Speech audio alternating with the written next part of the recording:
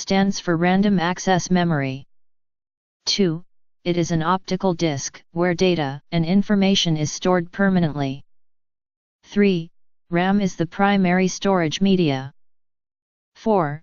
RAM is the primary storage device from which the system boots. V. RAM is stored on RAM chip.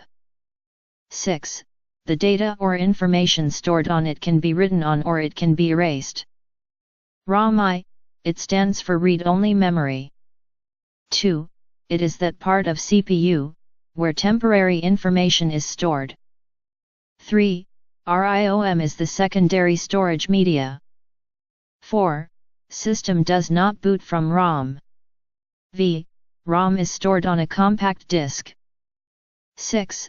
The data or information stored on it neither be written on, nor it can be erased.